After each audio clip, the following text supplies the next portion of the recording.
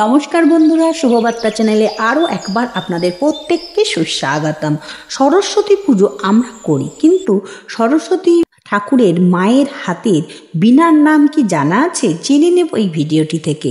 সরস্বতী ঠাকুরের বীণার নাম কচ্ছপী বীণা।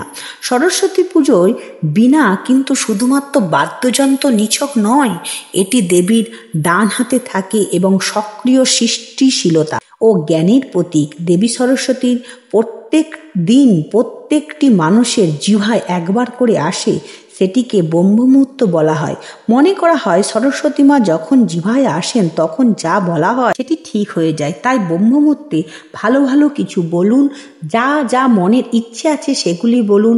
এমন ভাবা হয়ে থাকে যা ভাবা হয় বা যা বলা হয় সেগুলি পূরণ হয়ে যায়। তাই যেমন আপনি ভাবছেন একটি চাকরি করবেন, তো এরকমভাবে বলুন, একটি চাকরি আমি পেয়ে গেছি, এতে আমি খুব খুশি, খুব আনন্দিত অনুভব করছি, আমার ফ্যামিলিও খুব হ্যাপি, আমিও হ্যাপি, ধন্যবাদ ধন্যবাদ ধন্যবাদ। এইভাবে আপনি যদি বলতে থাকেন আপনার উইশ পূরণ হবেই হবে। এই রকম বলুন এবং আপনার মনের ইচ্ছা আপনি পূরণ করতে পারবেন। অন্য কিছু হতে পারে, সেগুলি নিয়েও আপনি বলতে পারেন। আপনার আরও অন্য কিছু মনের ইচ্ছে থাকলে আপনি সেটাও বলতে পারেন। সময়টি হলো ভোর 3টে থেকে 3:10 পর্যন্ত, আবার 3:15 থেকে 3:20 পর্যন্ত জিহ্বায় মা সরস্বতী বসে।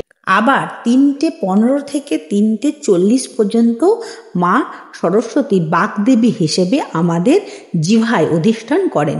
কোনো রকম নেগেটিভ কথা এই সময় বলবেন না, ভাববেনও না, সেটা পূরণ হয়ে যেতে পারে, তাই সাবধান করে দিলাম।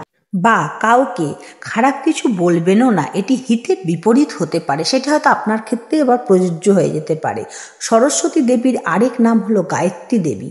কেন সেটি তাকে জানেন? জেনে নিন এই ভিডিওটি থেকে। গায়ত্রী মন্ত্র হলো ওং ভোং ভুবেশ সাহা। জ্ঞান ও আলোকে আহ্বান করাই হলো মা সরস্বতীর গায়ত্রী রূপে পূজিতা হন। মা সরস্বতীর কৃপা পেতে কমেন্টে জয় মা সরস্বতী লিখতে ভুলবেন না। ভিডিওটি ভালো লাগলে একটি লাইক, কমেন্ট, শেয়ার করে দেবেন। আর আমার চ্যানেল শুভবার্তাকে সাবস্ক্রাইব করতে ভুলবেন না। দেখা হচ্ছে পরের ভিডিওতে। ধন্যবাদ।